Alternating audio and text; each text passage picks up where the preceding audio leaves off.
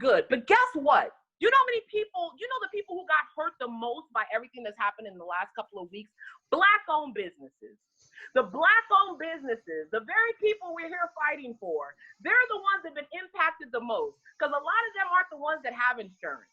A lot of them are the mom and pop stores that now, once their stores have already been destroyed, because there's been destruction everywhere, they can't rebuild. Yes, black boys may be maybe in crime and killing each other, but why is that? How about these black boys, okay, that kill each other? A lot of them are groomed by gangs. Yeah, they are victim of child abuse. That's what they are. So, but we refuse to see them as victims. We choose to see them as perpetrators. One, we are not peaceful people. We are animals. Okay, we are animals. I mean, look. Are you kidding me? Let me explain.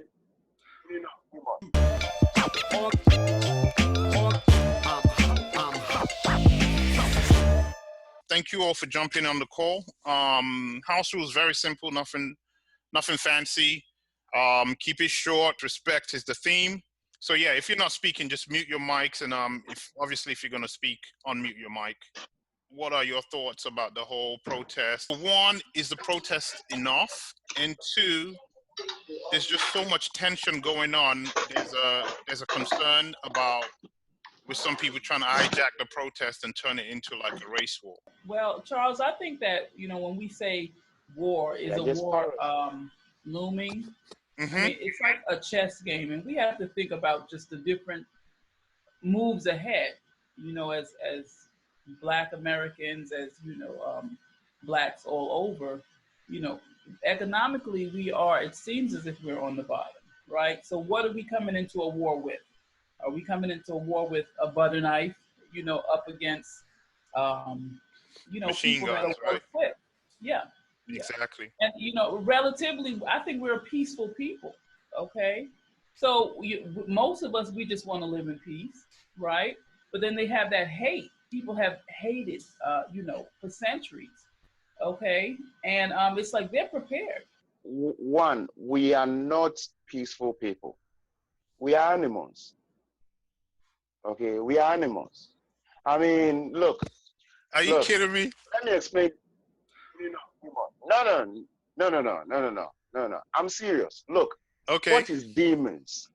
Yeah, demons. Yeah, demons are people who act on their emotions, feelings, and impulse. Wow. Yeah, King Saul. Yeah, it was a demon that came into. What's your point about demons? Are you comparing black people to demons? Is that what you're saying? I'm trying to explain what our behavior is. When King Saul, wanted to kill, what's his name, David. Yeah, David was playing the guitar. All of a sudden, the demons came. What was that demons? It was his impulse, a repressed emotion. Immediately, he took out the sword and shot it. If you annoy a black girl, what happened to you? They messed up the whole house, and they called the police on you. One thing I'm going to say is don't make a blanket statement. That's Charlie. That's not correct. Yeah, that's not correct. No. Hello, Charlie. Listen, we're off the topic right now. Hear me out. The question is this that you asked: are we getting to a point that's going to be all out war, basically between blacks and white? Exactly. Right. For my opinion, a lot of people will want it. But the reality of the matter is, if you were to get a war between blacks and white in America, the white will win. You know why? The reason is the whites have always, no matter what, if you go through history, have always been always oppressed, always dominated. No matter whether the number were greater than them, they've always been in a position of power. For us black people, generally, in order for us to be respected and get to a position where we'll get the level of respect that we want, we need to respect ourselves. What has happened recently in the last couple of weeks and every day in America is not new. And it's going to continue happening. Since the guy died, how many deaths have there been in a day in America? People have been dying. Yeah. Same thing has been happening. You understand? But the only difference is this now is a lot of major companies, international companies around the world are starting to take note of what's going on and they're always jumping on the bandwagon of Black Lives Matter, Black Lives Matter. Just because you're putting the slogan on your advertising, on your boards, doesn't mean that you're really supporting it. Right. You're support it. You understand? Correct. And this is something that we as Black people need to be focused on, because people may be saying we support you, but the reality of the matter is, do they really support you, or they just tick in the box to make you feel good? I was going to react to what the other gentleman was saying, that he completely veered off track. Do you understand? First of all, you're shooting us in the leg. You understand? Calling us animals. We're not animals. Well, rather, I would say every race, every human being has animalistic tendencies. So you cannot situate it to a particular race or anything. And the focus is: are we headed towards a race war? If this protests continue, definitely we are heading towards a race war. And that's what a lot of people want. Even Black people want that. But the truth is, what will be the outcome of the war? We will still be at the bottom. Nothing will change. You know, it's not like legislations have been put in place radically to curb all of these excesses by policemen. People are still dying. Someone still died 2 days ago. What's his name? Rashad Rooks or so.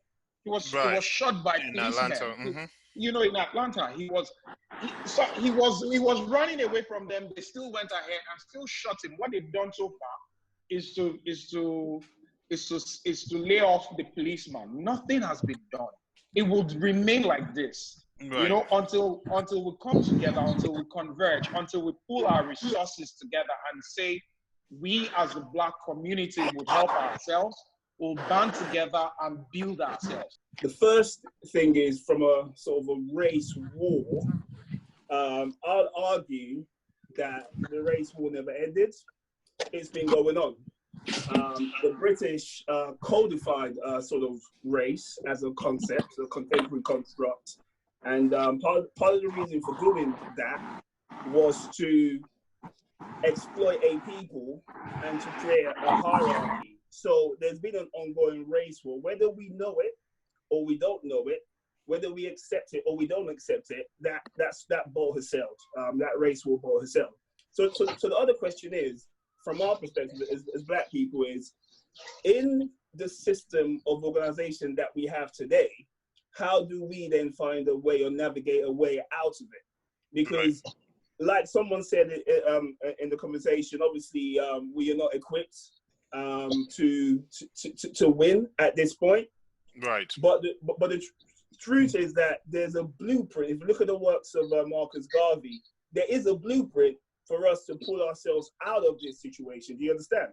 And it's not just an American situation. It's a global exploitation situation. All of our definitions of war are kind of melded into different categories, whether it's violence, picking up arms, the psychological aspect of it.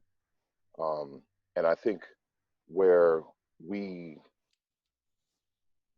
show an impact on ourselves and also on the white culture is the psychological aspect of their warfare. What does that mean? And I think that's the weakest part of our link, is the way they influence our minds to think differently, and also lose confidence in ourselves to prepare ourselves, and also come to the table with a psychological war plan. Right. And I think the plan for us is not necessarily arms.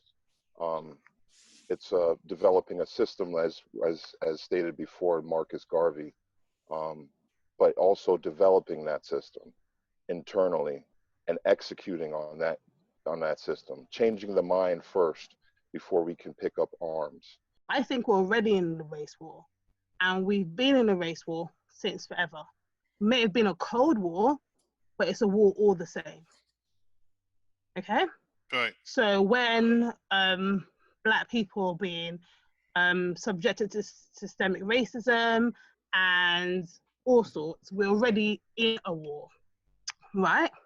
And I think the protest is really, really, really important, okay? Because it's what pushes things forward for now. The protest is not going to go on forever. It's going to go quiet again. Everyone's going to go back into their homes, but it pushes things forward. Okay, and if it means you're going to burn the city down, burn the city down. Okay, because you know what? It will be remembered. Okay, that's my first thing. But sometimes you have to uproot something, a system, in order to rebuild it. Yeah, there can never be a race war because Africans' war is all based on, you know, tribal war, and always it is the Africans who fail. Yeah, I've got a list here: Burundi war, Rwanda war, Sierra Leone war, Algerian war. I've got all of them here. Biafra war in Nigeria is the same. Ghana is between the West and the Ashanti. Yeah, but They those fail. are like civil or internal conflicts, right? Are you talking about internal conflicts? It's the same. It's the same. Yeah, but every country, every nation has internal America conflict. The whites have been helping us since time immemorial. Since time immemorial. Colonization civilized Africa. They built all the bridges. They taught us how to build roads. The very education is a... Hold on. Let me finish his point. Let me finish his point. Let me finish. Let me finish. Yeah. It's not working around here, bro.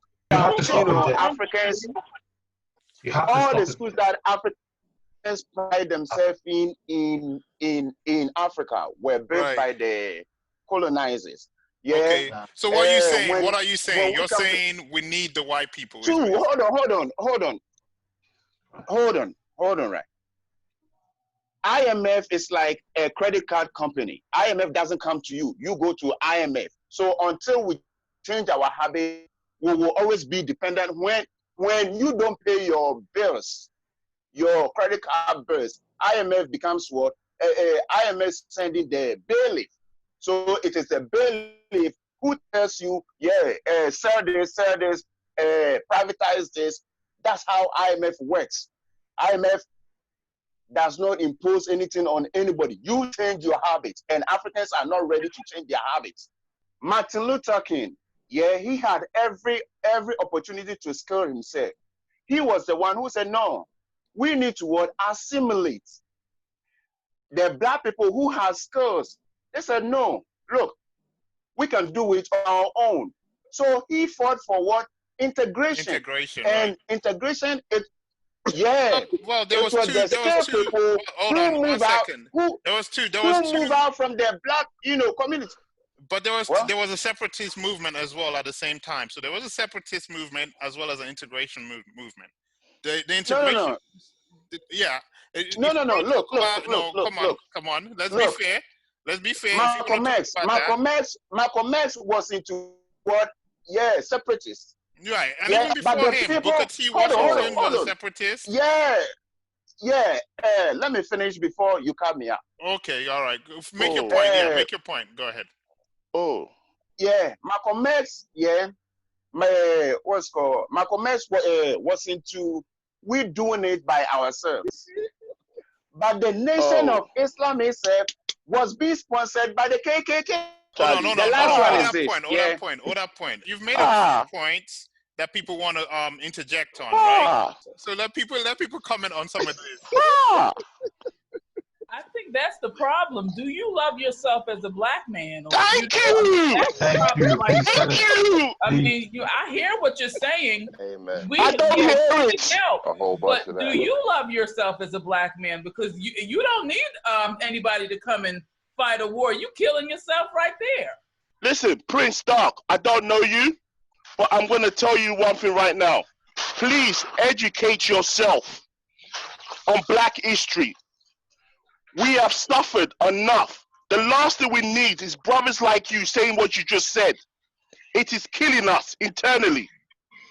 Respect your people. Respect your history. Work with your brothers and sisters. We are dying outside, internally, externally, emotionally. Bro, I wanted to cut off right now based on what you just said. I couldn't believe you were saying that. Prince Dark, the last sentence you said, I just want you to finish that sentence for me. Nation of Islam was sponsored by the KKK. Right. Thank you. Even negotiated that. Yeah.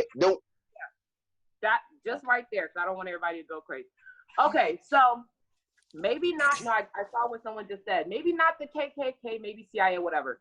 But I think people need to understand that there are people who are also very educated and researched based off what they've seen and based off what a lot of accounts have said, and these aren't conspiracy underground YouTube people. They were funded by opposition. It's called controlled opposition. That's what's happening right now. Don't y'all know most of the people out there rioting and protesting, they not even for what y'all are talking about up here. The people that you see mostly out there, apart from like, just the everyday people like me and you that see it on TV so we want to get involved, who started it in the first place? The problem is people don't understand the Boston Tea Party. Don't y'all realize that the Boston Tea Party was one of the most famous false flags of history? Let's take race, country, everything out of it. Let's just talk power economics. Controlled opposition is the easiest thing to ever do in a war, and false flags. Because at the end of the day, if I control the person who's against me, I win on both sides. It's called playing both sides. We do it from politics to the streets to corporate America. You play both sides. So what he was saying it wasn't asinine. What he was trying to say was some of the very things that we may look at as the surface, like, oh, this thing was for us and blah, blah, blah, it's probably not for us. What he said about the comment about the white people and us learning from them, Thomas Edison, I think that's who discovered electricity or whatever. Right? Okay, so he discovered electricity decades, centuries ago. If he came back today and saw a cell phone, even though he came up with electricity, for example, the Moors were the ones that taught the white people about the whole concept of sophistication and structure and organization and all of that. That was taught from the black Moors to the white people. Absolutely, that is true. What he's trying to say is make your point, please. Right, but where they've now taken it, it's like electricity. Yeah, he discovered electricity, but if you gave Thomas Edison a cell phone right now, he wouldn't know what to begin to do. So that's when people say that we need, or like white people have created the structure that we need, it sounds harsh to hear. I get it, but it's true. The thing is, we get easily triggered, and that's what the media has done to all of us. We hear certain things, and all we hear is that thing, and we get triggered, but we don't really listen. I understand what everyone is saying and how we need to have almost a fluid discord. However, when someone talks and they state things are not facts, we have to address it straight away. We can't let it really go past this group. When the man is saying that the white people brought civilizations to the Africans, that is wrong and that's not facts. It may not be civilization in the way you know it today. Yeah. But in the sense of when America is called economic warfare. Because it's not right. Nothing we're saying is good, but it's the truth. Mm-hmm. When they go to all these places and they bring their democracy there, what are they doing? They're erecting a new civilization. It may not be the civilization of your fathers. Exactly. Remember the book Things Fall Apart. But you don't call it civilization. Well, you're talking about the evolution of civilization then, right? It's not civilization. The book Things Fall Apart explains everything we're seeing today. Yes, it's not your civilization, but they brought a new form of civilization. That's what the book was telling all of us.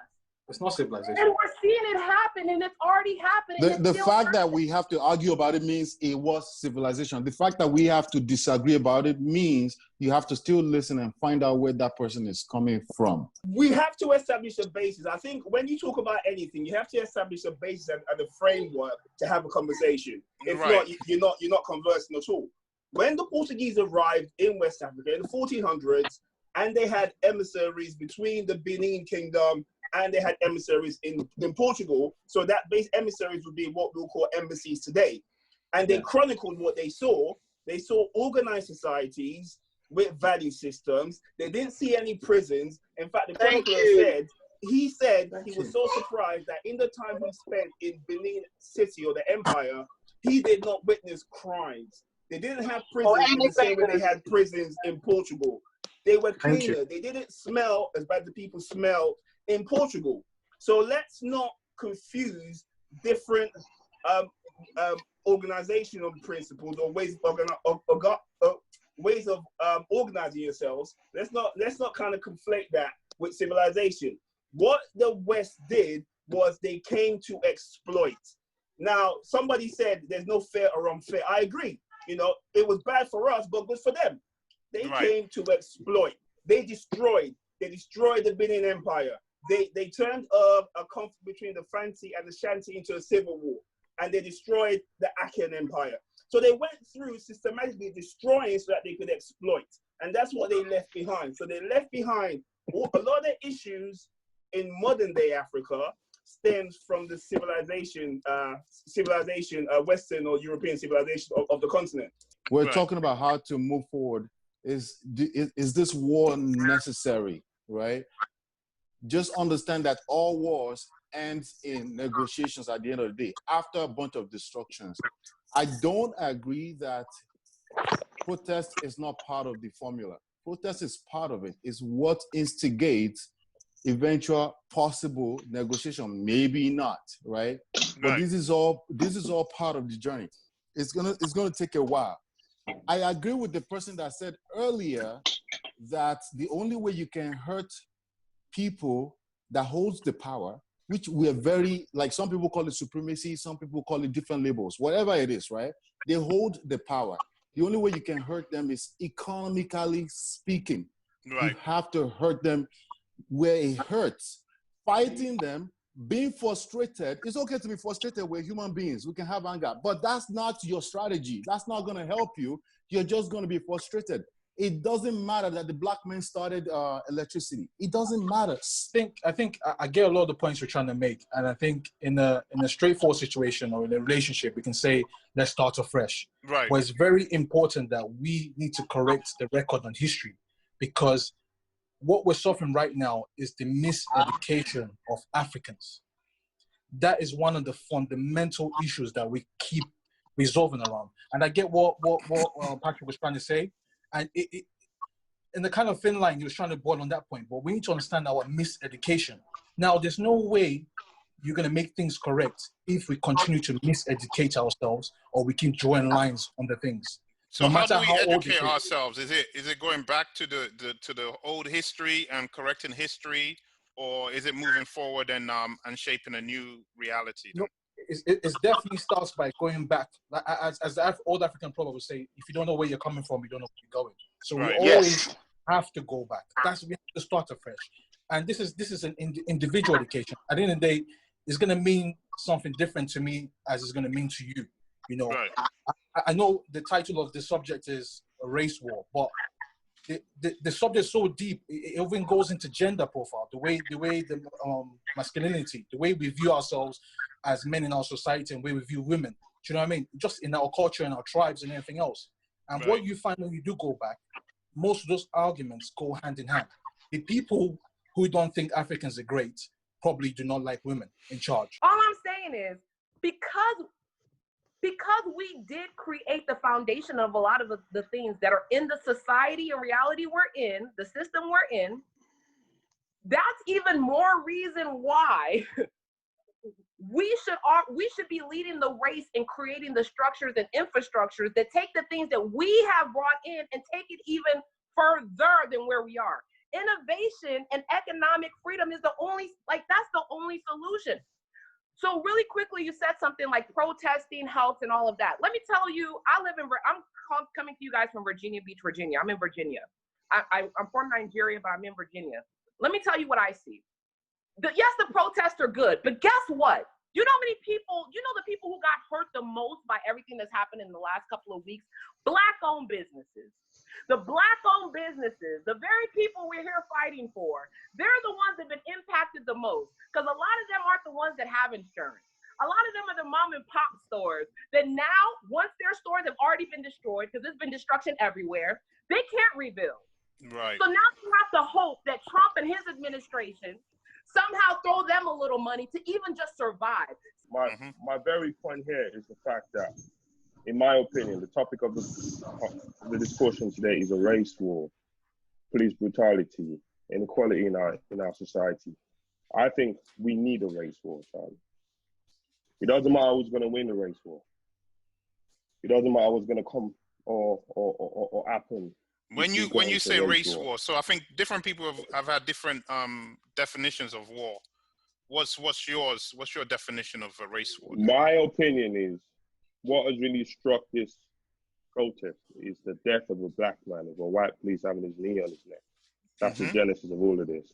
Let's forget about economy right now. Let's forget about job politics right now. But Charlie, until there is consequence for the oppressor, it would never change his mind. Look, we're protesting and we're begging people, yeah, who have built walls, who have built systems that their kids and their kids to come will benefit from. We're trying to beg them to change their heart. It's not going to happen, Charlie. We're asking for liberty. That's not going to take us anywhere. We need freedom. And until there is bloodshed in this land, it's not going to happen. Let's wake up. We're either going to fight or we're going to deal with it and enjoy it. We're not going to go hard. I think black people were too used to picking up the phones and making videos. That man who's making a video should throw a punch. Because you know what? Yeah, a few of us would die, rude boy. I get it. We'll die. But we're not going to be as many people dead if we fight. I think that people are just throwing around this word with regards to a race war. We really have to be careful in terms of what we say and the language that we use, because none of these things is that easy. You cannot necessarily talk about a race war, for example, when blacks are only, 13% of the population in the United States. You're already fighting a losing battle. Now, the issue is this: are there issues, right, that needs to be focused on? Are there issues of police brutality? Are there issues of systematic racism? You know, are there issues of the fact that there are corporations that doesn't really have enough black C-suite executives? Those have to be addressed and whatnot. Now, the issue is, I've always told people, no one is an island unto him or herself. What we've seen in the protests, like never before, is that our white folks have actually internalized their privileges, right? And then began to think, how do we use our privileges to effect change? So when you see a lot of the protests that has been going on, it's not just blacks that are protesting, it's a lot of white folks that have joined them and are protesting. When you go to white communities, I've seen some protests where everybody raising BLM signs, they are all white folks, right? Because they understand that the status quo is no longer sustainable, and at some point it needs to start changing. At the end of the day, I do believe that yes, black people need to be at the forefront of the movement. They need to be, so that to ensure that the changes that happens in the system are the right changes. But we have no choice but to have allies. We have no choice but to need them, because we are not in the places in which they are. They are in the system. So similar to what Okenfe is saying. Broken down. Right. They need to be broken down from within. So we don't have any choice but to have the allies, but we need to be at the forefront. Do you understand? Even if we decided, what Sam's saying, going into a war, we're going to end up turning on each other, because we have no love for each other. Oh, so you're saying you don't think we're ready for war because we're not organized and we're not united yet? We are united. We don't love each other.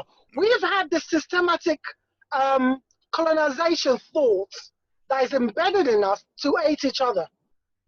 You know, we don't even like each other. How on earth are we going to unite? Black people need to start healing from the slavery mentality that we have. Let me ask you a question. So is there any black people you like? I love every black person.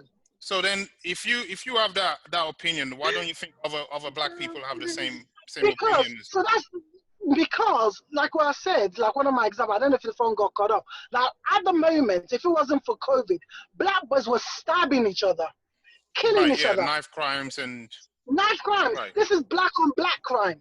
Do you know what I'm saying? We have been systematic told to hate each other. Oh, Jamaicans don't like Nigerians, Africans don't love blah. We have hatred within ourselves. But this is happening in other communities as well. I'm going to come back to that point.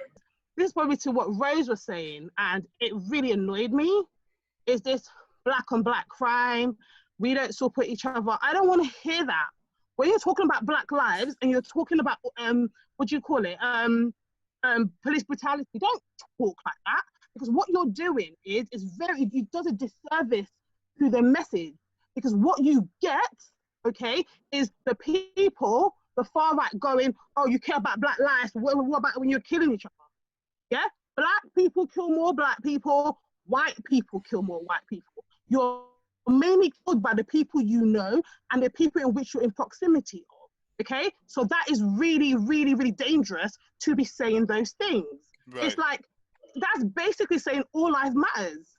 Do you understand? And those are the sort of things I think is really dangerous. And so what you're saying, we shouldn't be saying that all lives matter at the same time as saying Black Lives Matter. Of course not. Right. Yes, it's not relevant. It's not relevant. It's not relevant. Right. Yeah, it's not. And the same thing is in black on black crime, because I'm telling you, those mother effers over there, when you're talking about your life matter, they'll be like, well, you kill your brother. And you've allowed them to say that. You've allowed them to move the narrative to where they want to move the narrative. You've allowed them to see you that, you know what, we may not care about black bodies, but you don't care about it either. And you put words in their mouth, okay? That is why you have idiots like Candace Owens and Turning Point USA, they push them forward. You always have to remember, when they want to bring you down, they use your own. Yes, black boys may be maybe in crime and killing each other, but why is that? How about these black boys, okay, that kill each other? A lot of them are groomed by gangs. Yeah, they are victim of child abuse. That's what they are. So, but we refuse to see them as victims. We choose to see them as perpetrators. Yeah, and for me, that is just disgusting. I wasn't talking about black on black crime to do with Black Lives Matter. That's not what I'm saying. What I'm saying is there's a psychological warfare here. Can you start your camera for us as well if you're talking? Oh, sorry. Yeah, there's a psychological warfare here. And I believe that we've been broken as black people. That's what I was talking about. Sometimes the hate that we have for each other, not even hate, the distrust. So when I was talking about black boys stabbing each other, I'm talking about we need to get someone in the community to educate those children, to have that love back within ourselves, because there's something broken there. So this is nothing to do with, you know, Black Lives Matter and black crimes on black crime. That's not what I'm talking about. I'm talking about we need to go back to our grassroots. We need to teach our children their history. We need to let them understand who they are. They need to have this natural love for each other and be their brother's keeper. This is what I'm talking about. As you see that with the Chinese, they stick together. They'll fight among each other, but they unite together. Same with the Asians. They'll fight among each other, but they unite together. That's what I'm talking about. That we need to start. I think what triggered the backlash or whatever was that term, the terminology black on black crime. And we use it. I didn't use that word. Oh yeah, you did. But I think we use it very it's commonplace. We always use it, and we have to take it out of our vocabulary. Because they've put that in there. It's not like we want to do that. It's part of the games. It's part of the game that's and we need to take that out of here. And we need to take that out. That's what I'm talking about. We need to take that out, because black people, we're very strong. We're very powerful together. I think my thing about this black on black thing, you have to understand, is when is black people seemingly killing each other is a criminal justice issue, okay? Just like in America, when there's a crack problem, it's a criminal justice issue. But now that white people have some opioid drugs issue, it's a health issue, okay? It's not until the system, the government, start to look at the crimes and things as a public health issue, these things will not change. But then that allows you to go and look at what is actually going on. And the reason why it will not change is because they want to demonize these black boys. They want to see them as violent. They want to see them as black bodies. So that, don't forget, when a black man is killed, okay? When he's killed by the police, they're very quick to tell us how he's a criminal, how he did X, Y, and Z, because they want to demonize you. And that's the reason why I don't even want to hear it. I don't want to hear anything about anyone committing no crime, black on black. When we're talking about life right now, I don't want to effing hear it. I'm sorry, my new thing is white on white crime, because I'm sorry, I watched a video the other day of a group of white boys robbing someone's house. But that's not what we hear. We go, there was a burglary. Do you understand? Right. Do you know how bad it is now that when I hear that something bad has happened, I say, please don't be a black person. Like, why should I think we all do that way? I think we all do. We all do that. We all do Why that. should I have to feel that way? Right. Why do I have to feel? Why do I have to feel that way? Because we are made to feel that way. They have done a number on our brains, on everyone's brain, to see us as violent. Yeah. Therefore, no one will feel sorry for us. I'm telling you, the only reason why everyone's in uproar right now is because we watched a man die. Okay. Yeah, it was very graphic. If we see it with our own eyes and it was a story, we would have. We wouldn't believe it. We wouldn't believe it. Yeah, we wouldn't. We would have moved on. We'll go. Well, maybe he's the guy that got shot in Wendy's the other day, and some idiots on Twitter going, "Well, he shouldn't have resisted." I'm sorry. So what if I effing resisted? I should not be dead, bruv. Just echoing on from what Gloria was saying, I think it's important to really focus on what we're discussing here today. Right. You know. It's easy to get distracted about, black on black crime, which I will have to reiterate and say that you never hear that when it comes to white on white crime. We're ignoring the socio-economic factors for why maybe crime exists in a particular area. There's so many social factors which haven't been considered. It's easy to say black on black crime. Who has given us that narrative? Who has given us that language?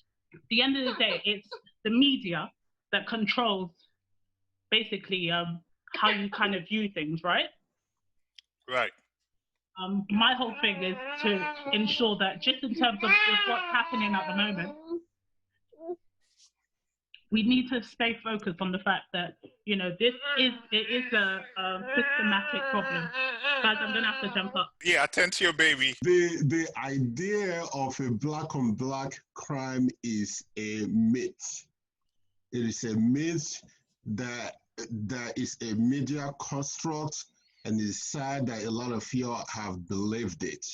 I'm actually ashamed. Now, I'm going to read you something. God bless you, Okenfe. I'm going to read something to you, and I posted it on the link. There is no such thing as black on black crime. Yes, from 1976 to 2004, 94% of black victims were killed by black offenders.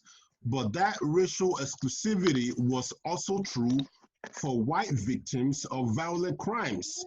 86% were killed by white offenders. Indeed, for the large majority of crimes, you will find that victims and offenders share a racial identity or have some prior relationship to each other. That is literally how crime works. But what tends to happen, and I hope that you guys can read the article, it's a full article. The issue becomes the fact that the black crimes are a lot more out there. When the media is talking about it, just gets blown out because that's what we see. And these are all, again, media constructs. It's not a solely American in America close situation, and it's not solely police brutality either. This is broader and wider. So when people are talking about very singular points about black people have to build for themselves, black people and all people in the world are always going to have issues within their communities. So having issues in a community is not a uniquely black issue. If you look at the Warsaw ghettos, right? Look at the Warsaw ghetto and look at the criminality in the Warsaw ghettos back before the Holocaust. The Jews living in the Warsaw ghettos exhibited very similar levels of crimes and criminality that people are attributing to black people today. If you go to a very poor neighborhood in Scotland, you will see criminality in that neighborhood. But again, to pathologize bad behavior, make it racial, then takes away the organizing capacity of black people. Forget do for yourselves. Those that can do need to organize. The people who can't do for themselves, leave them alone You don't have to carry everyone along. You need to have an organization of people that can organize, and then you put together the plan something to for then the pull rest of yourself the out of people. situations. But don't look at the works of Marcus Garvey. The blueprint is there. The blueprint exists. We just need to take hold of it and start to build ourselves. Look, there's no such a thing as equality. Yeah, it just doesn't happen. It will never happen. If you want to be equal with, somebody, go and become a slave, or, because a slave becomes a master. A slave has something. Yeah, they have Man, skills. that's deep. That's Look at deep, it. man. Hold on. Look at the Chinese. Right. Yeah. It was the Americans who were hammering on corporations for higher wages, higher, pay, sick pay. Right. The corporations took their machines businesses to China right. on a cheap labor. Today, those cheap laborers are now, they have the skills. That's how Cinderella got to be the princess. That's how it works. If you want equality, Wow. start from the bottom. Yeah, it's deep. It's deep. Yeah. Start from the bottom. Oh man. It's not deep. It's called capitalism. It's not deep. That's it. Capitalism. I am Let's a be- capitalist. But I we am are a at the capitalist. bottom. Yes. But It's we not are deep. at It's the capitalism. bottom. Wait, We're already at the bottom. but We're already at the bottom. Where do you want us to go? Look. Hold on. Let him finish. Two.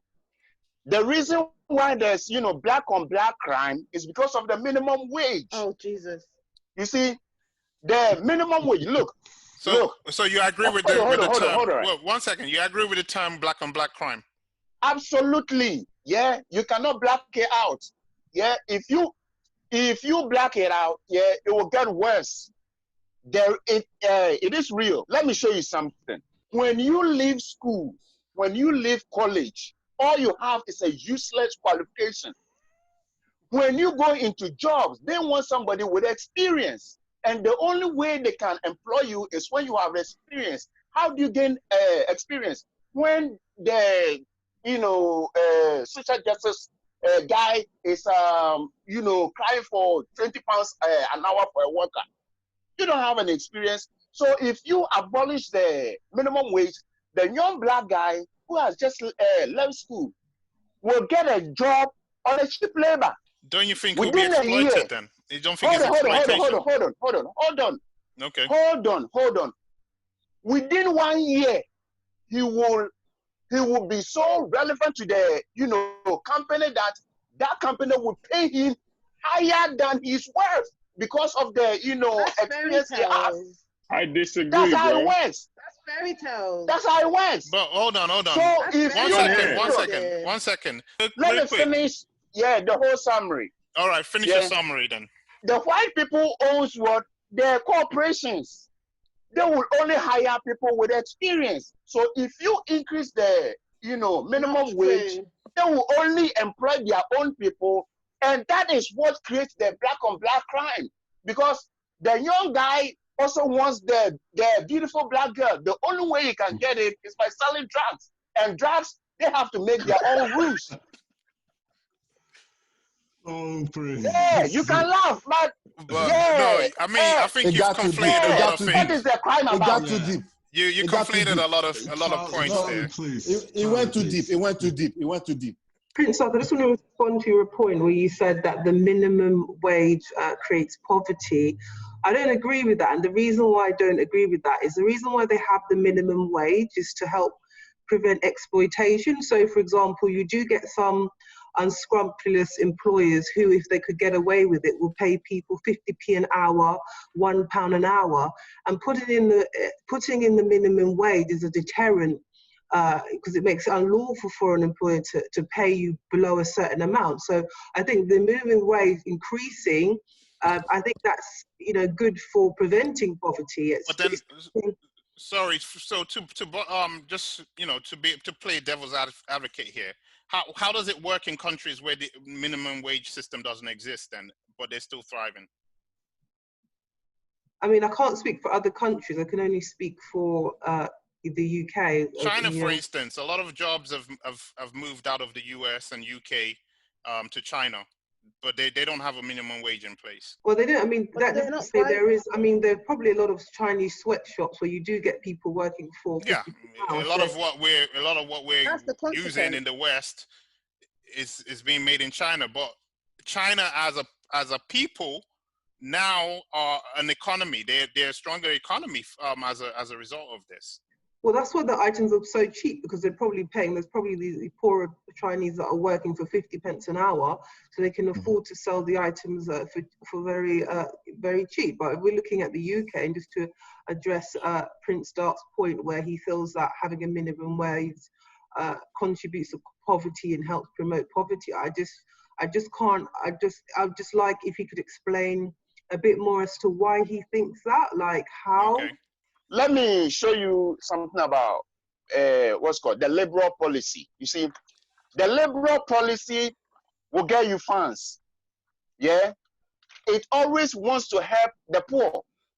Yeah, if you look at the financial crisis, they want to help the poor, so they want the poor to have a house. That sounds great. It sounds great. But you see, the poor doesn't have their capital. Yeah.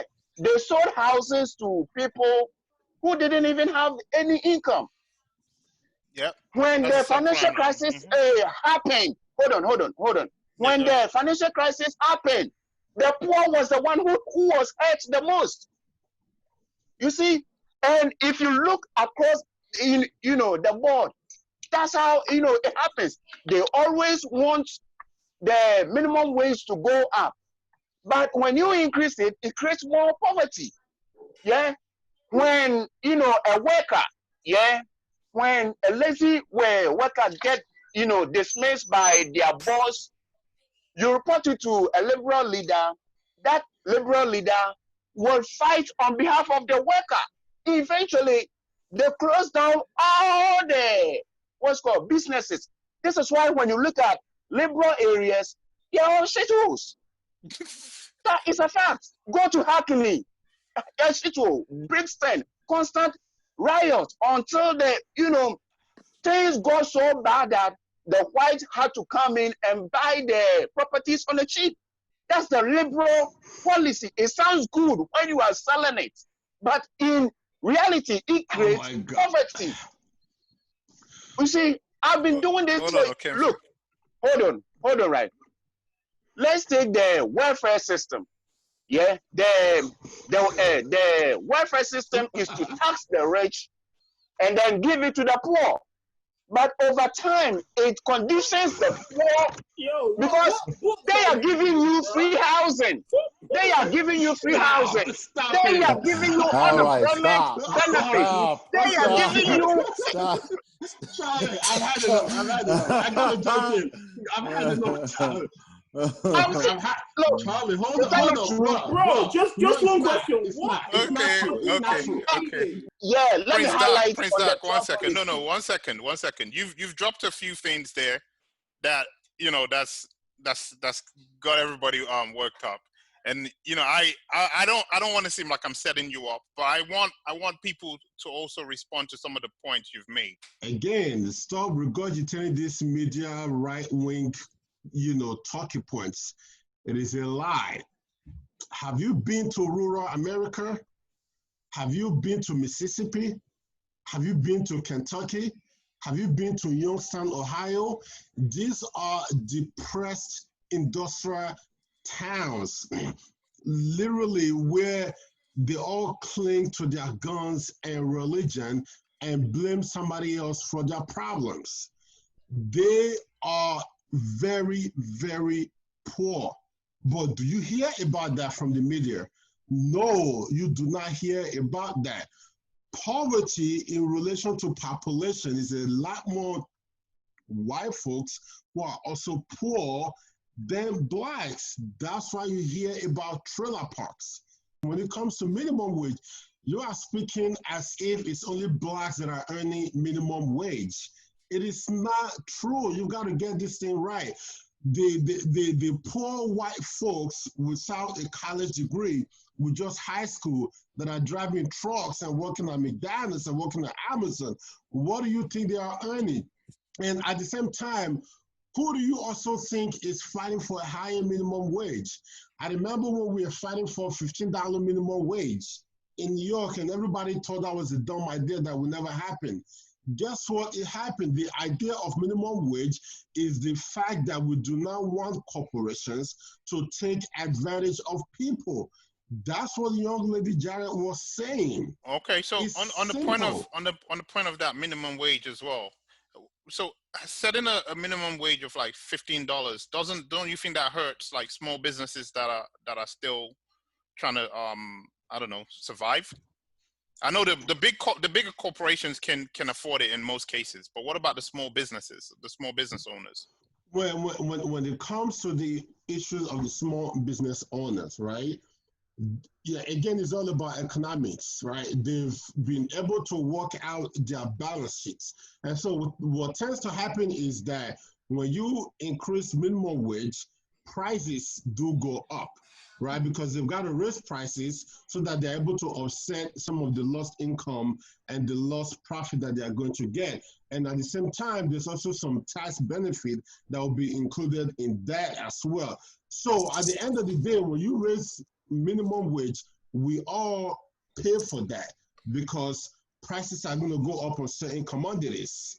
And that's how small businesses also tends to offset some of those loss in incomes that they are getting as well. In addition to some additional government programs that they also get. Look, every time, yeah, we Black people, we don't want to own massive businesses. We don't own any corporation, whether in London or anywhere. So the only people we can get job from is the whites, which is, corporate UK. And they will only employ us based on our experience. Yeah. But when you leave school, when you leave college, when you leave, university, and you have your qualification, they don't employ you. And this is what makes life more, frustrating. You have to defer and go and do something, completely out of. But take for example, if I went to the same school with, a white guy, that white guy would have access to, some corporate job. After 1 year or 2 years, they will gain their experience. After those experience, they can command their own income because companies will only employ you or give you a contract based on what you can deliver. If you don't have it, you are out of the system. But hold on. Universities also have sandwich courses or gap years where you can go into industry to gain experience. Look, Charlie. And you could also even volunteer. I did. Look, I have all the skills. My video skills. Right. I can't get in. Yeah, but you can't base everything on your own personal experience. They want to answer the question about minimum wage, and then I think that was the main issue, right? Yeah. That's what I'm saying. That look, capitalism only deals with cash. Yeah, they don't care about your race or your artistic or. They only deal with money. In South Africa, under apartheid, they realized that Black people dominated in construction. White people couldn't get in. Why was that? It was because the Black people didn't have any minimum wage. So the more the white people, employed them on a cheap labor, they gained the skill. So they were the only people that white people only trusted. Until minimum wage was brought in, they smashed them overnight. Yeah, Black employment rose, and then ANC came in and then smashed, the whole Black economy up to now. All right, thanks, Mike. You see, I'll give you. One second. Let's for president. The example you gave, Prince Dark, it sounds like those people were underemployed rather than employed. Yeah. So, and it's funny to me that the solution that you have for Black people gaining experience is for us to then undercut our talent, undercut ourselves, rather for you to advocate to make sure that we have access to things that other races do. So so for me, it's not helpful. It doesn't make any sense to me, because the funny thing right now is that us Black people, we are getting paid less anyway right now than our white counterparts. Exactly. And One second. Let me ask you a question, Gloria. 1 second. So I'm just, I'm trying to piece together some of the points he's making. So, for example, where you get immigrants come in, and immigrants, minimum wage don't apply to immigrants, and immigrants, generally will take the jobs. Yeah, like illegal immigrants, because they work under the table, right? And they're underpaid.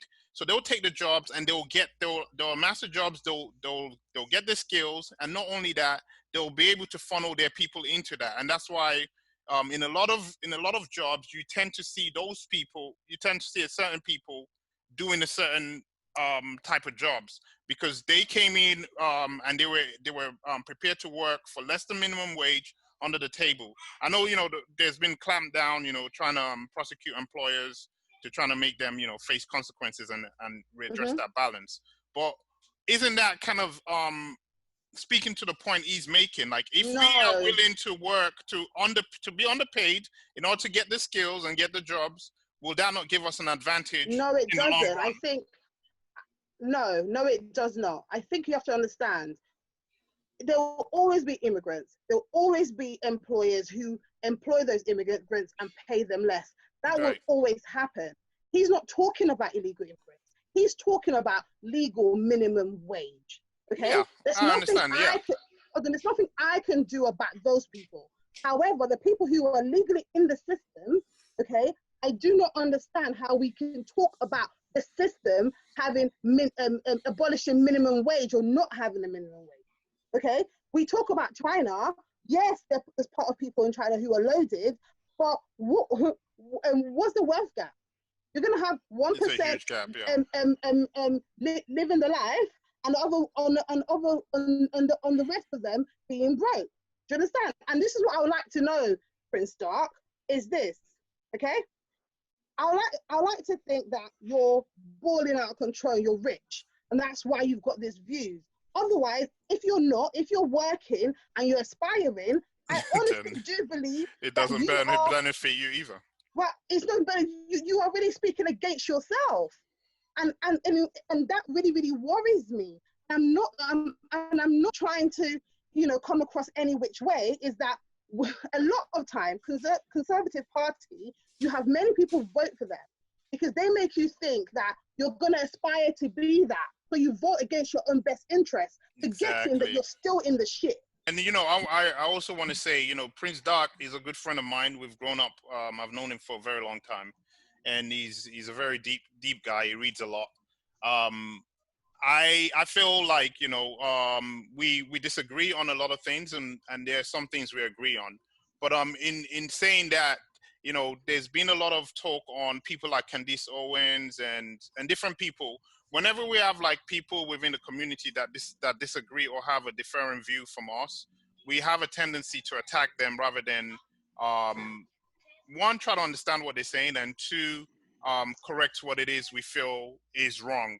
But I'm not going to lecture anybody on how to relate. But I think, as Black people, we're not a monolith. We all have different views, and some of us a lot of us have conservative views, in fact, but we're leaning more democratic. If you speak to like Black people in business, Black people in any kind of corporate entity that making a lot of money, that high wealth individuals, they lean a lot of conservative views because it favors them and it favors their pockets. But we have, it's just fundamental differences, ideological differences, and it's no reason to attack each other or stop talking to each other. So that's one of the reasons I invited him to the platform, not to attack him, but to hear him out as well. Yeah. I don't have an issue with anything he's saying because he's got his views. we can actually have dialogue, but then it's an extreme view that you can't have dialogue with. Right. And that's the ones I'm talking about. So it's not, I know a lot of us have been saying we have to listen. I don't need to listen to bullshit. I really don't need to. Yeah, Well, I'm sorry if you've got time for it. Yeah, but my bullshit sensor does not allow it. Do you understand? So I don't need to listen to it. Gloria! Okay. All right. So that said, I'm gonna bring in Prince Doc because I know he's an avid Trump supporter, even in the UK. Oh my God, I'm finished now. No, he's not. Oh my God. No. Oh no. I'm done. Okay. Let me speak. Yeah. Let me speak. Go ahead. Go on. Then. Okay. Let me show you something, right? Is that a MAGA hat? You see, let me explain something. Yeah. I used to be a socialist, and then I became a Pan-Africanist, and now I am capitalist. I have read all the books. Yeah. I can point to my room right now. It's full of books. Let me show you something. What's Mike? Have you guys watched Hidden Figures? Yeah, go and watch it. This is how you win wars. You have the skills that they need. When IBM machines came into the laboratory, that black lady went to the library and got the books and then trained all the black girls. They dominated. That's how you win wars. Where is our army? When we have finished the war, where is our technicians, engineers, technocrats, architects? Where are they? So what are you saying? We need to start training ourselves up, skills. That is it. We don't need anything from anybody. We don't need to demand anything. The police won't change anything. We have to demand it from ourselves. We have to train ourselves. We have to create the industry ourselves. We have to exploit. The word is exploit. Exploit means the person without no skills, if they hate the job, they will do better in order to run away from that shitty job. But if they get into comfortable job, they will never change. I get to an extent what you're saying about training and everything, but it's as if one doesn't recognize that there are many educated, skilled, talented black people out there now. So it's not about us just, what about them that are not getting opportunities right now? So it's not a situation where we're all at the bottom because we don't work hard enough or because we don't have any skills. We have it.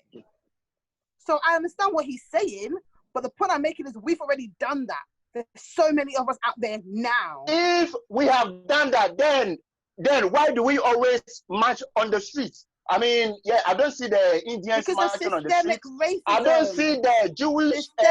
Hold on. Don't shout over each other. But I think that was one of my questions actually. Like, why are other races not protesting? Because we're not the only minority. We're not the only minority group, are we? Yeah, but you know what it is? I believe that we are affected more than anyone else. That is why we are not. That's why we have to. It's our own problem. Yeah? We have intrinsic habit. We'll shed our blood. We'll fight hard for everyone else to benefit. Do you understand? That's why we are out there. Okay? I wasn't here in the beginning, so I don't know what your views were on, one, all the statues being removed, and two, the Black Lives Matter. Yeah, ask the question, please. So how does that make you feel? First as a person, but also as a black man, watching the life coming out of that man's his life being taken. Statues being removed. This is blatant rewriting history. You see, I take it this way. Let's say British Museum has an African art. Don't pick and Most choose. of us here will say no. Hold on. Sorry, let me stop you. Don't pick and choose. Answer her question. She's not talking about the statue being removed. She asked you what are your points or opinions on Black Lives Matter. She's not talking about the looting of the statues. Let's separate that. No, she did ask the question on the statues, but I asked all of them. The protest. Okay, so just ask him a single question so we can summarize it and just let me start with the death. Start with the death of George Floyd. What your okay. Okay. Every time America is going through, election, they do such videos. It comes out, it triggers us, and then we vote for the Democrat. That is a normal ritual. So you think this was set up? Do you think it's fake then? Yeah. That makes sense. Obama's era, it was the same. You know what? Yeah, I'm convinced you're just having us on. I'm convinced you are. No, I'm not. Trace how, Hillary became, popular. What's called Black Lives Matter was there. I can't breathe. George Floyd was sacrificed because of the election. Nah. What are you saying? Look, I'm saying like every time America is going to go through the election, such videos comes out a lot. So what are you saying? Are you saying it's not real? You know that, yeah. Wait. Let him finish his point. Finish that point. And so just make your point as well, Prince Doc. What are you saying about that situation? Is it a fake video? Yeah. Look. Next 4 years, it will be the same. You do realize there was a funeral for this guy just the other day, right? Yeah. So when you say it's fake, what do you mean fake? What do you mean? You think it was staged? You think it was a setup? Elaborate on that, please. Let's say, it wasn't even staged, but it's a normal ritual. It's a normal thing. I don't understand. To who? He doesn't see it as life. Look, he just sees it as a thing. Like that happens all the time. If you want to rally Black people, just do that. Just get, a white person doing it. But here's the thing. That's it. Yes, here's the thing. Regardless of election year, this thing is happening, right? I don't think, Let me explain. The moment Trump came into power, the main war on him is to remove him. They are trying every means in order to, remove Trump. So now, this is why. Listen.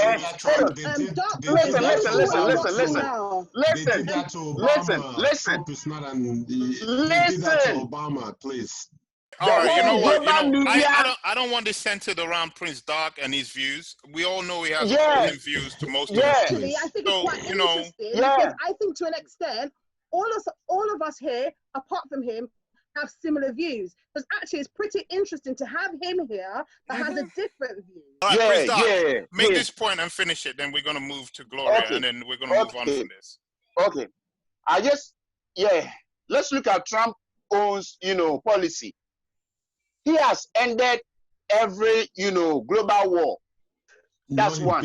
Number two, let me explain my point. I gotta correct you, Richard. Wait. Let him finish. I know, he should go ahead, but I gotta correct him. No. Let him finish, then you can come back and give a rebuttal, please. Let him finish, otherwise we're going to be back and forth here. I'm telling you that, scatter my ashes. If you look at the black... Okay, so...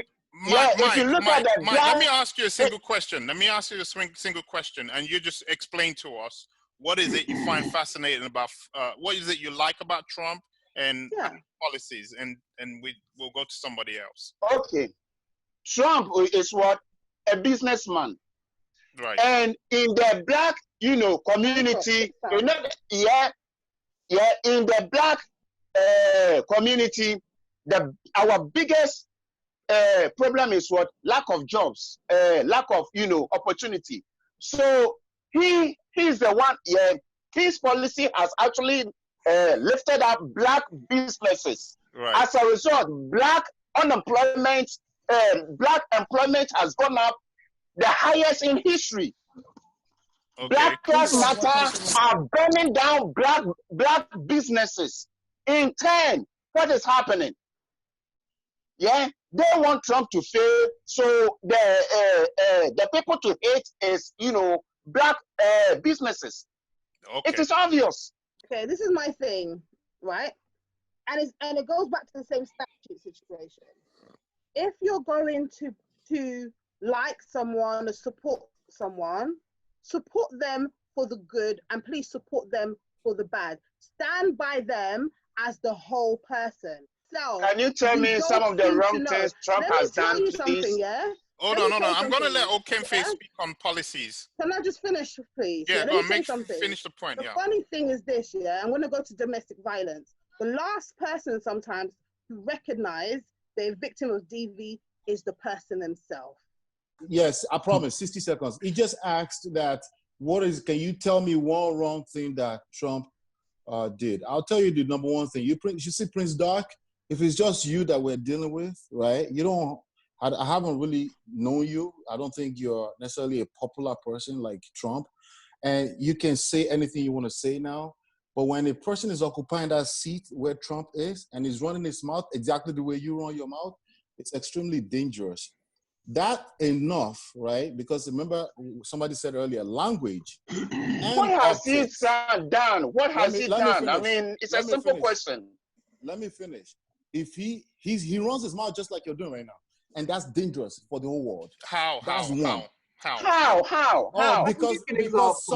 someone, I'll explain. She can. Maybe she should go ahead and give her a couple. Go ahead. Yeah. So, one well-known example. Prince Dark is. Do you remember when he said that he talked about drinking Clorox as a way of curing yourself of coronavirus? So many people drank Clorox and died and are dead because of him. He also said, what about putting you? So for the past 3 years, just last week comment is what you can now use against him. No, but you got your answer. You got your answer, bro. You got your answer, though. No. Give me more examples. Wait. 1 second. Let Okenfe speak in terms of policies. I don't really want to go into the rabbit hole with Prince Doc. Yeah, I don't want to go into the rabbit hole with him at all, because whatever it is that you point out that Trump has done or said, to him it's not believable. So there's no point even. No. Just list them. Yeah, I want to know so that I can add them to my argument. Okay. Yeah, I mean, we are all here to learn. No, I'm not going to go into the rabbit hole with you. Let me say, we'll be here all day. Let me say a few things. Number one, in terms of wars, Trump did not end any freaking war. When Obama came in, he said he wasn't going to begin any stupid wars, and he did not start any. That's one. Two, on the economy. Obama started 5. No, that's not true. Afghanistan, Libya. Obama started 5. There was a few. The wars were the war. Or was involved in. That started under his administration. Yes. No. Afghanistan war was started by George Bush. No, that was Libya. Libya was not. Syria, Libya. The Afghanistan war was started by Reagan. Let's be serious. Hold on. On the issue of Libya. Troops. Let me finish up. Finish your point. Yeah. On the issue of Libya, they had an uprising, and Obama decided. Come on. Hold on. CIA Vault 12, and we know that was an American. Can I land, please? Can I land? All right, let him finish his point, and we'll go to you, Jermain. On the economy, when the Obama came in, the country was losing 800,000 jobs every month. Unemployment was at 13%, which includes black unemployment, which we believe was even a lot higher. 8 years later, when Obama left office, but speak on Trump. I mean, Obama's. I'm speaking on what he's saying in terms of, he said that the economy and the wars, that these are all credits to Trump. And so I'm trying to educate him that these are not necessarily what you can credit to Trump. These are what started during the Obama administration, and Trump, in essence, is messing them up now because of his botched response to COVID-19, where everything is now in the free fall. Obama did not start the Libya war. They had an uprising which started from. Come on, that's not true. Wait. Let him finish. I'm coming to you next, Jermain. Right. The Arab Spring started from Tunisia, when someone set himself on fire, right? And then that went through the whole of the Middle East. When they started those uprisings, when the people rose up, did Obama take sides? Of course he did take sides. Was it just him? The whole of Europe also took sides. When the Syria war also started, did Obama take sides? In fact, Obama was even. I don't want to talk about Obama, to be honest. Okay, so, I just want to focus on Trump for real. Like, Okay. answer his question in terms of no. I'm not being rude or nothing. I'm just trying to move it along. First of all, before I say anything, I think Trump is terrible, but I also think Obama was a terrible president as well. So I'm not like Obama's great. No, both of them were crap. But this is it. So those are blanket statements. Like if you so say, that's out the way. But the reason I make that point is we're always talking about informing ourselves, and luckily WikiLeaks dropped a document called Vault 12. Vault 12. Go and look into the documents and see Obama's involvement in what you're calling the Arab Spring. Well, it's a U.S. state anyway. But coming to Trump specifically, you cannot be serious. Look at Trump's policy against Iran and Venezuela. And look at all the weapons that Trump approved to Saudi Arabia. And look at the Trump approved missiles to Ukraine. So you can't tell me Trump hasn't had any terrible policies. Like, what planet are you living on? And then I think one of the other things that Prince Dark talks about, and I think it's sort of showing the contradiction of the capitalist system, is that if you are a true capitalist, the minimum wage is a poor idea. That's your contradiction.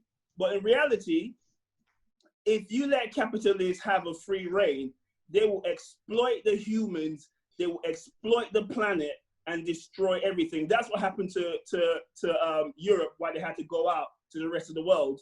After they exploited their own environment, destroyed their fauna and flora, they went and exported that to the rest of the world, destroying the rest of the world. And if you read I know you say you read a lot, go and read Adam Smith's The Wealth of Nations, 1776. And he breaks down how the capitalist system works. It's all about exploiting. So when you don't have a minimum wage, they still exploit. They still find the cheapest possible means of production. So if humans are asking for a penny and they can get that product done by paying nothing and having machines do it, they'll go to machines. So you saying, oh, just take away the minimum wage and then everybody starts, everyone's going to get a lot of jobs. That's a nonsense. But whatever books you have, aren't we moving towards that anyway? Machines. Aren't we moving towards machines taking jobs? Exactly. And that's my point. That's the capitalist system. It's exploiting and maximizing profit. So the minimum wage is a way to arrest some of the extremes of capitalism. It's because if we don't do that, then it just exploits, and then people can sit in their house. It's abusive. So we gotta have safeguards in place to protect us from that. All right, gotcha. For me, I was just this might be digressing a bit, but I was just quite curious to know if the common consensus here is that capitalism is wrong. And that's why, with Prince's viewpoint, no one agrees with the minimum wage? Or are we just basically saying that to have a viewpoint to say that having a minimum wage creates poverty? I'm just trying to understand. Yeah, great question. Yeah, it's good to clear that up. What the viewpoint there? Because if we're saying black economy, we should also appreciate that capitalism will play a part in that as well. Absolutely. There's a lot of power in who develops facts. That's. I mean, we have to accept that, and the facts that we develop necessarily aren't developed in the same ways, and the information and the patterns that we take them in are not developed the same way. Obviously, Prince Dark's patterns and wherever he's getting his information from is developed in a different pattern. Is it right? Is it wrong? Yeah, we don't know. But at least we're starting this dialogue, And this is like the old sayings of, know thy enemy. This is the information we need to move forward and to advance this. The topic that was today was for warfare. You know what I'm saying? And this is how we need to analyze it and move forward with it. And sometimes I wonder, are we getting somewhere, or are we just speaking at each other, which I may be guilty of too. I only say this because if you have views that I find to be extreme, like Mr. Dark, I think that has anything I've said shifted his views at all, or has anything he said shifted mine at all? Are we in danger of just going round and round and round in circles and having this conversation? I agree with you, and I don't want to cut you off in any way, but as far as the dialogue and how we are, even when we label it as extreme, this is what a lot of white people think, and I'm not saying like that Prince Dark is right. To me. Do you understand? It's extreme to me. Absolutely. And I say it's extreme to me because it's far away from where I'm at. Right. Do you understand? Like his views is so far removed from where I am. So I'm referring to his views, to me, as extreme. Well, so how close are we coming to? Are we agreeing on things? Are we negotiating with our thoughts? I don't think anybody's necessarily going to change their mind on this call. Yeah. But let me highlight something. One second. Let me finish this point. So I think more so what this does is kind of make you look into some of what is being said. So I don't know. For me, I'm curious and looking at, okay, what are some of the things that Trump supporters are saying, holding up as his policies? What are some of the things that I find wrong with his policies that I want to look at personally for me? And I think that's a great segue to like one of the questions I've got over here. Like, what are our demands? What is it we're demanding? So we've got a protest. We've got, we've got all kinds of protests happening in different facets, right? But what's the demand? What are we asking for? If we get invited or get a seat at a table, do we have a set of demands that we're ready to table as a people? Or is it just, okay, let them decide what happens? Okay, Charles, the question you asked is actually very good. And that's actually one of the things I have been very concerned about with this protest, because I don't want it to seem like the only thing we're trying to demand is a resolve the police brutality. There's so many underlying issues, and even with companies showing solidarity isn't just enough, because there's so many issues, even employment, even getting a senior position. I saw an article where someone said, okay, now all you companies are saying you're solidarity, but look at your senior level positions. Who are the people in your senior level positions? And most of the companies had just white people, and the only black they had, majority of them were in HR, the diversity position, senior position, where they're putting someone there just to represent, we're Right. diverse. It's not enough. And I feel like the system needs to hold the companies accountable. I've gone for jobs in which the interviewer, the manager is telling me they've only had white people, they've not had a black person. How is it in modern day 21st century, a company can exist and not have black people and not have people of diversity? It shouldn't happen. The system, there should be balancing checks. Like, give us the number of people that you have in your company. Ask them, it's social responsibility. Ask them, why are they not having this? They're not going to get certain funds. They're not going to get certain tax breaks if they cannot adhere to a certain system in which there's diversity. This is not a relationship. This is not like living with someone. This is not like you're married to someone. This is completely different. This is not like being related to someone. What do you mean by that? When you get into these I think for myself, and what I think a lot of us are saying is, when we get to nitpicking police brutality, the education system, the housing system, for us. No, this is not for us. It's all the same thing. You know, it's equality as a whole. This is not breaking down what we want. You know what I'm saying? This is exactly what they have. And there's no difference.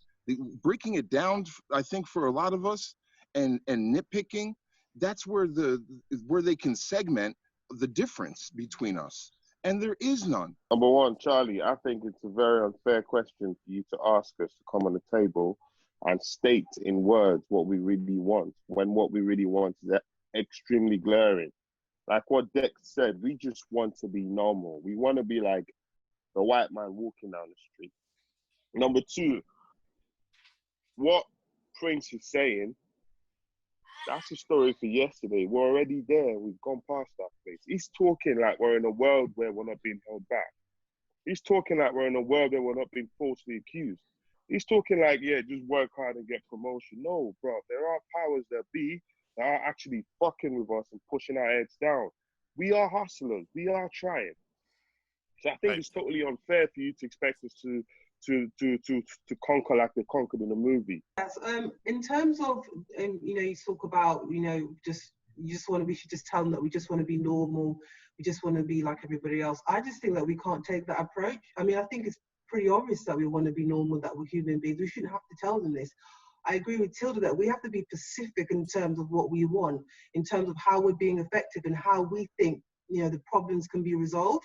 We need to tell them that we need possibly even positive discrimination. There should be consequences for all white organizations that have no reason to not have any black employee in the workplace. There's no consequences. That's why they're doing what they want to do. And in terms of how we can fight, I think in terms of the US, I think that, you know,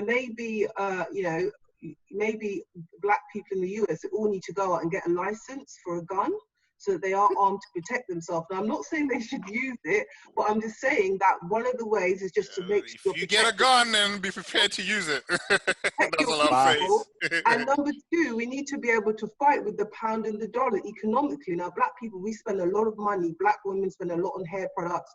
We eat a lot of fast food. If we fight with the economically, then there's a consequence of all the discrimination we're facing. So we need to do something. There needs to be a consequence of them discriminating against us. At the moment, what's the consequence?